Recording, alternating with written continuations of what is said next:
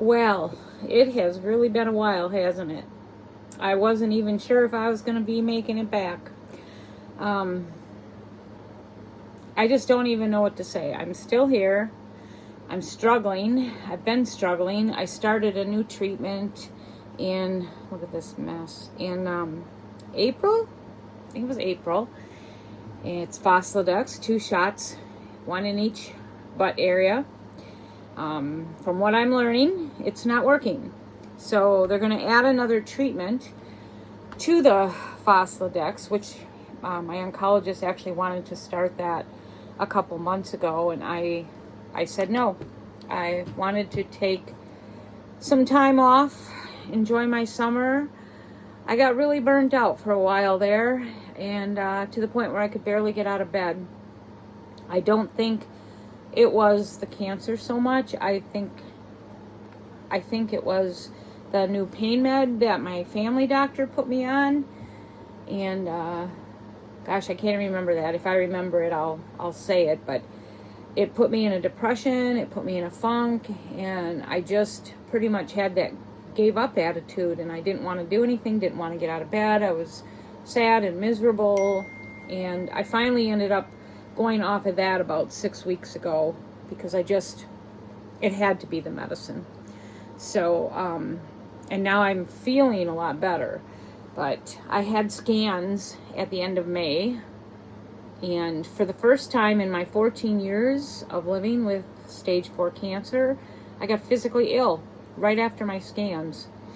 And to the point where I was in bed for 3 days. And I came home from the hospital after scans, like just really almost barely unable to move. I was barely able to get into the car. I don't know what happened. I don't know if it was because I went off of the pain meds and then had the scans and it was just too much for my body. But it was a bad reaction. And so I'm a little nervous about having scans again, which I think I'm going to be doing in September. So, but the scans show like improvement in my bones, no new growths, nothing in the organs. They can't find any growing, but my tumor markers continue to go up. So it's a little confusing to me because, you would think the scans are more reliable than the tumor markers. But anyway, I go in for treatment once a month. I'm going again at the end of July. I at first was getting sick from the treatment, so that was another reason why I just wasn't doing well, because I was really sick from the treatments. Well, now I've adjusted to the treatments and I feel okay for that. So it's just been one thing kind of after another. Whenever you go off of pain meds, it's just crazy. And, especially when they're, the heavy pain meds. But so I went off the pain meds, and I had scans, started a new treatment, and it was just too much. So that's pretty much why I've ignored my YouTube. I've pretty much ignored life. I've pretty much stopped everything. I haven't opened my candle shed like I normally do. I'm just starting to feel like I'm coming out of it, and then they're going to add another treatment. But I'm confused because, like I said, the scans are not showing anything. My bones are actually showing improvement, and I could tell because I'm walking a little better. But the markers continue to rise. So at this point, I guess I'm going to start the new treatment probably the end of August. I'll ask for scans in September, and then we'll take it from there. And if the scans continue to show nothing, I might want to lean to not going on another treatment. If anybody that's living with cancer, stage 4, metastatic, similar to mine, and you got any ideas or tips for me, I'd love to know. Because, there's a part of me that wants to go by the scans, and then you got the other part that's the markers aren't good. So, again, I'm confused. But since I got off of that pain med, I'm feeling like my normal self again. So I'm really going to be a sad person, when you get closer to the end and you have to go back on, like your morphines and your oxys and stuff like that, because they just really play with my entire, it's not just that, they do help with pain. They do. But they really play with my mind. And living under that funk and depression is really hard for me, especially when you're dealing with health issues as it is. So I wasn't happy about that. So that's my update on my cancer. That's where I'm at. I will know more at the end of August, unless something happens, where I get sick or more pain or something. But as of right now, no. I am losing weight at a pretty fast pace, which my family doctor wasn't too happy about. Nothing I can do about it. I feel like I'm eating, but what I eat is coming out the other end. I can't do anything about it. And I also don't eat much. Like if I have a hamburger, I will take like 2-3 bites and then I feel like I ate at a buffet the entire day. It's the weirdest thing. So I can't eat. I am eating a ton of fruit. I try to eat several times a day to make up for the fact that I really can't eat. But just to give you an example, in one span, in about 10-day span, I dropped down like, I think it was like almost 8 or 9 pounds. And that's when my family doctor said, you need to slow down. And I'm like, it's not me. It's just happening. So I will see my weight next time too, because I get weighed every time. And I was losing like a pound or 2, but that big jump from 8 to 9, I'm at the lowest weight I've been in many, many years. So, even though I needed to lose weight, you don't want to get to the point where you're so thin. We all know how cancer patients end up looking, and I know I'm not going to be able to avoid that at the end, but I'd like to keep some weight on me now. My family doctor visit was amazing. It was just amazing. I went in there expecting bad news. I always get bad news from my family doctor. And so I went in there totally thinking, oh my gosh, this is going to be worse than my cancer news. Well, lo and behold, when they came back, there's a whole nother story to this, but I'm not going to get into it, because that was another whole visit of some service I added to myself this spring, and then I decided to back off of it. It was the palliative care, but it turned out where it wasn't good for me.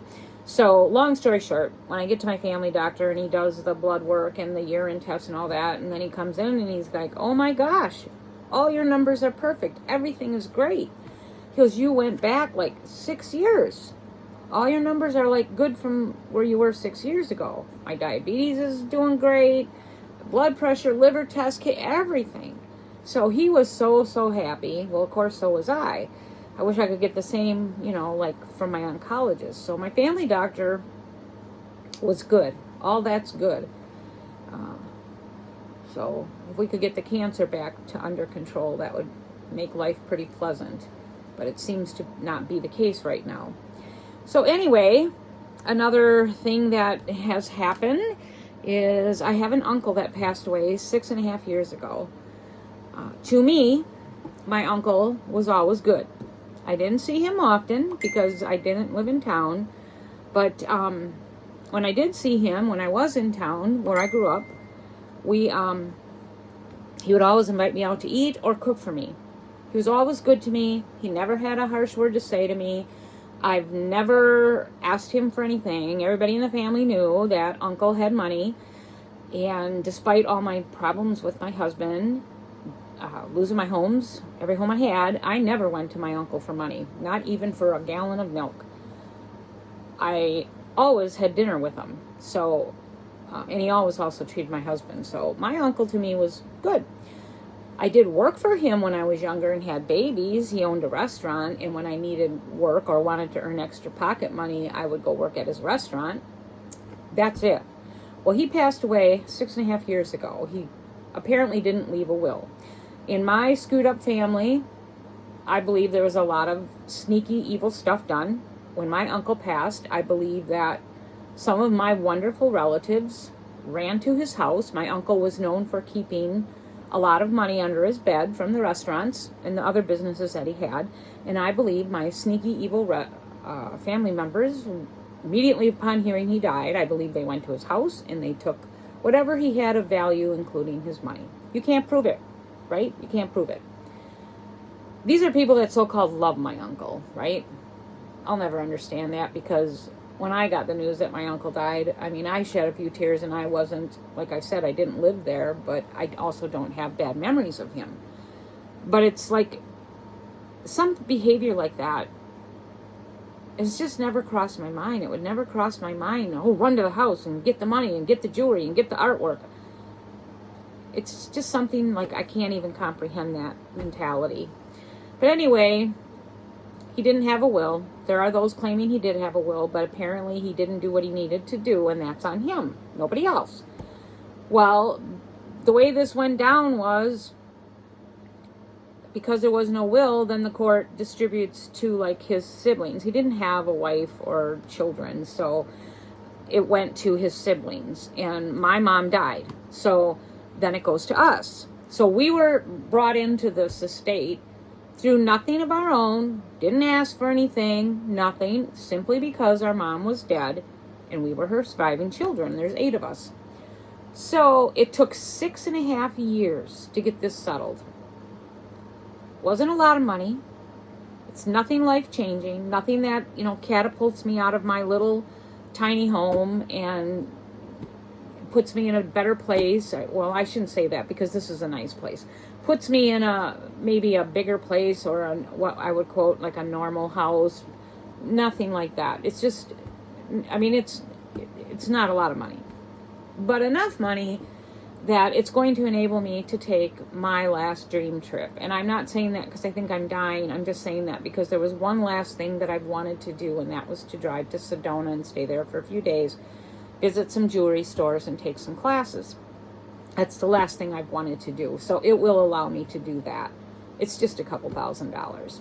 But it took 6.5 years to get this settled. That just got settled on Friday. We were not expecting that. And I went to court on Friday because my siblings were all going to be there. And then we go out to lunch after. And if I feel good, I went. So I only went to 2 court hearings in the last 6.5 years. But anyway, so in the court hearing, the judge basically said, okay, everybody agrees to everything, then, okay, I'm going to close this state out, we're done. And then the attorney said, great, those who have their ID will issue the checks right now. And we all looked at each other like, what? 6.5 years and we're done?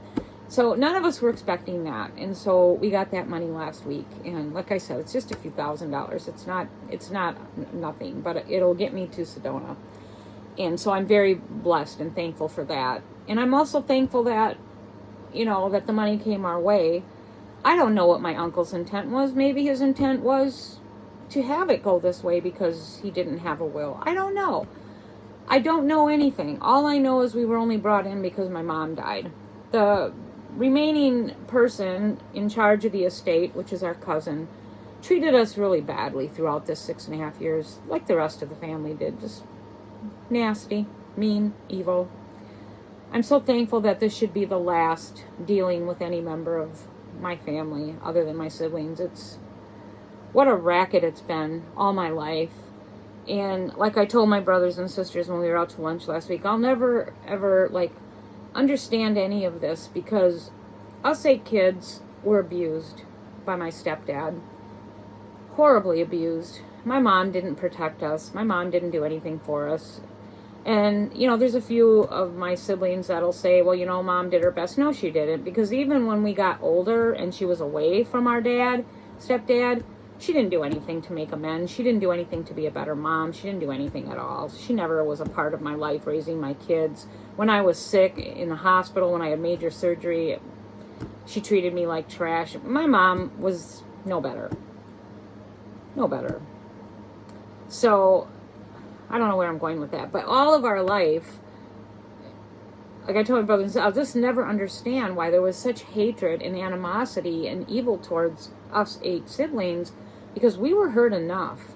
We never did anything to anybody. We were all good kids, all worked, all, went to school. My one brother went in the service. We did good things with our life, but we were always treated they just did some horrible, horrible things.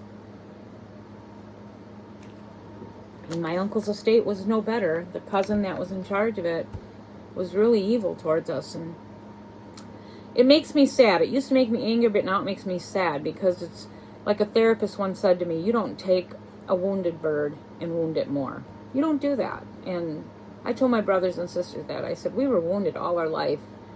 And so many family members continued to wound us. And I'll never get it. I'll never get it. But I'm thankful that it's all over. There's no one left to die that has anything. There's just nothing. They're all dead. There's an aunt and an uncle left, and they don't have anything. Anything they have, they'd give to their useless kids. And I'm sorry to say that, but they are. So that's everything I've kind of been through in the last few months. My cancer update, my family doctor update, my uncle's estate is over. As far as things out here, my family's doing well. My kids are okay. My grandkids are okay. I have a granddaughter getting married next October 26th, so I'm hoping to be here for that. What else? Everybody is safe, working. I would love to see my sons do a little better with their roofing business. It's got to support 4 men, so they always have work, but it's like they're like treading water. They just keep doing okay, but they never get catapulted out to where, things get well enough that they can start looking at purchasing homes for their families or whatever. And I think at least one of them would like to.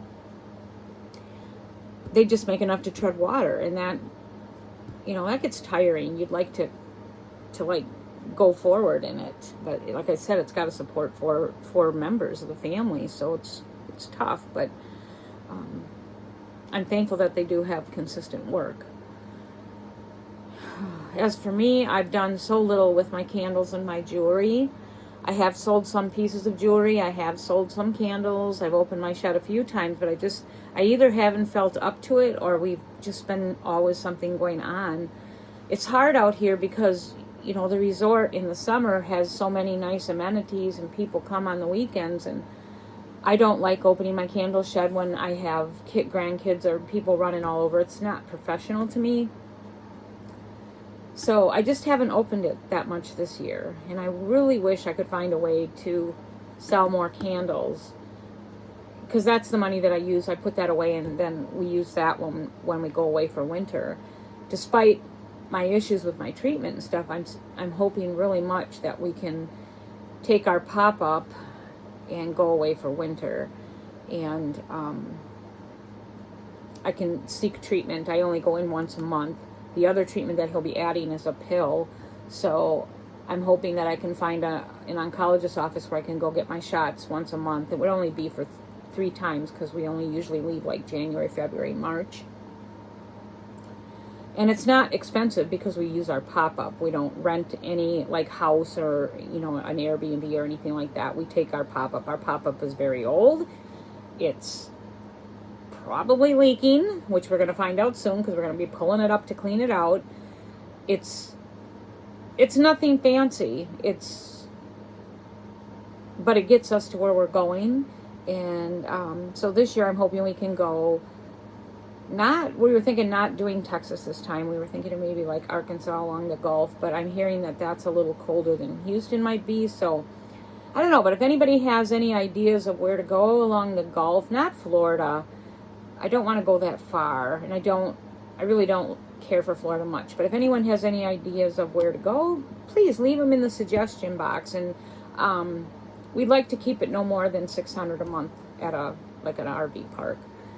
And so, yeah, if you have any ideas along the Gulf where you can camp, and they accept old campers, because like I said, we don't have an RV or anything new. It's a hard-sided pop-up. If they accept those, it's a nice condition. We're not pigs. Our site is very clean, very nice, but it's old. And I am aware that there's a lot of RV sites that have requirements. Well, we don't fit them. And it'd just be the 2 of us. So if anyone knows of anything along the Gulf, please drop me a message. And like I said, we'd like to keep it around $600 a month. And what else? I think that's it. We are about to do a little bit of work on our tiny house.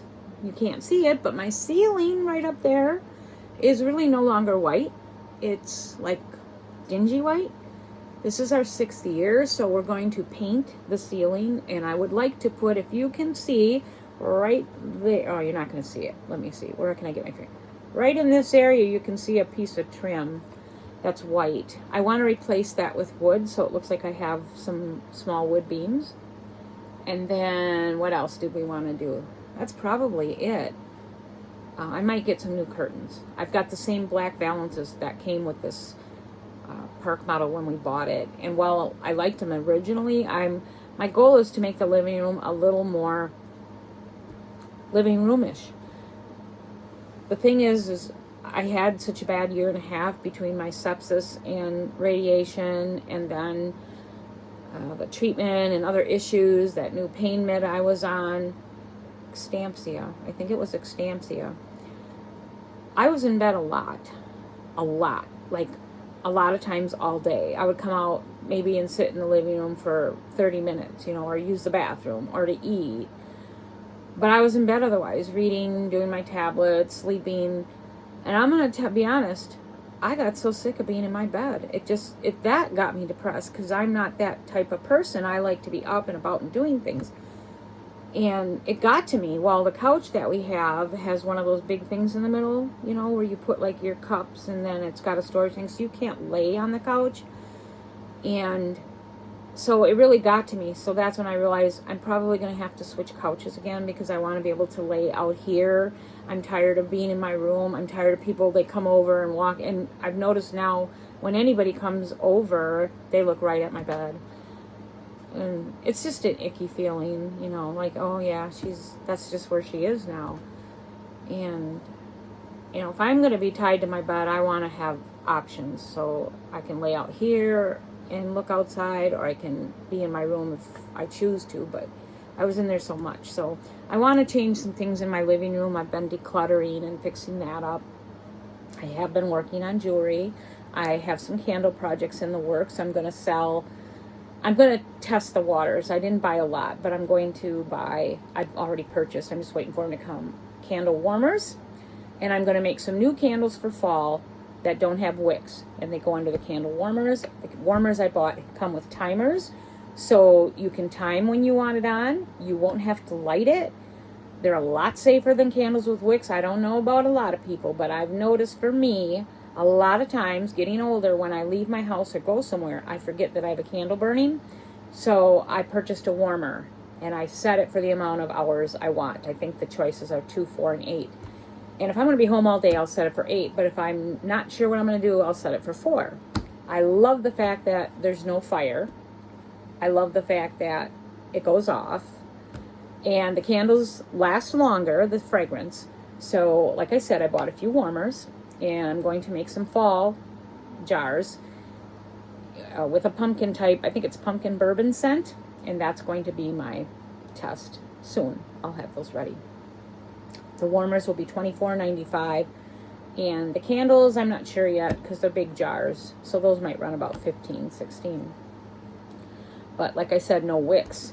And also, I don't know about any of you, I have an old, decrepit, 95-year-old cat that goes on my table. It's gross, I know. I'm not going to deny it. Goes on my table. Because he's 95 and 150 years old, I don't kick him off. He can barely walk. He's like me. He's got leg problems. So I do feed him on the table. He likes to sit on the table. I'm not going to try to teach this cat now at his last days of life. I also have an old dog, Molly, that is around 11 or 12, but I think she's starting to come up with some dog dementia.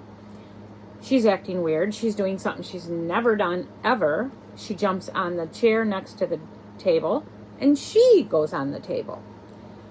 So, if I have a candle burning, I have 2 potential animals that can start on fire. And I would lose my home and my pets. So that's another reason why I decided for myself to go with a candle warmer, because I don't have to worry about an animal getting burned and losing my home. So those are things you might want to think about. Anybody out there that does use candles, think of going the warmer direction. It's just safer. It's tons easier for us candle makers to make them because we don't have to test. That part I like, but the safety is key, especially as you age, because like I said, I don't know how many times I've left here and we've had to come back because I've had a candle burning. And so I'm seriously contemplating of ending all wick candles and going to warmers, and then providing the warmers or selling warmers, not providing them, but going to test it out. I've got them on the way. So that's what I'm doing there. Jewelry, I've just been making jewelry here and there that I enjoy making, that I love, but I still have a lot for sale. So I think I've pretty much covered everything. My family's okay. Everyone's well. I'll know more about my cancer probably end of August, September, if I get the scans. And then, like I said, if the scans show again no growth, I truly might think I'm going to stay on just one treatment. And because I've adjusted to it. I mean, wouldn't you think the scans are more accurate because they show what's going on in your body than a tumor marker? I mean, tumor markers can possibly be from stress, which I do have a lot of stress. I haven't been well for a long time. I've only started feeling good again about the last maybe month. It took me almost 2 months to feel better getting off that Xtampcia, which is in the oxy field, and it hit me pretty hard. But again, please, if you know any place like in the Arkansas area on the Gulf that's about $600 a month that accepts older campers, please drop me a message. Also, drop me a message of how any of you are doing. I'm sorry I'm not consistent in my posts. I always intend to be. I'm going to keep trying because I really do want to build my YouTube channel. I just can't seem to get there. But I'm going to keep trying. Please like my channel, share my channel. And again, drop me some messages what you think about scans versus markers, if you are familiar with that thing in life. And also if you know any places along the Gulf for January, February, March, for around $650 a month max, I think. Drop that also. And then just drop me a message of how you're doing if you haven't been around for a while. I would like to know if you have any prayer requests or any needs. My prayer request is that my cancer can get stabilized and my son's roofing business do well. And also I would like to find either land or a small house to leave the RV park that we're in. It's a big request because I have so many things that need to go with it. I need a place for my ferals. I would not abandon my ferals. I have a dog and I have an elderly cat. I want privacy, and it's got to be really cheap, like $600 a month. I'm not asking for the world, am I? We don't have money. That's just the way it is. So that's my update. I hope this all finds you well. I'm so thankful I was able to do this morning, and I sure miss YouTube, and I hope some of you will leave me messages, and I hope you're all okay, and I hope to be back soon. Have a good day.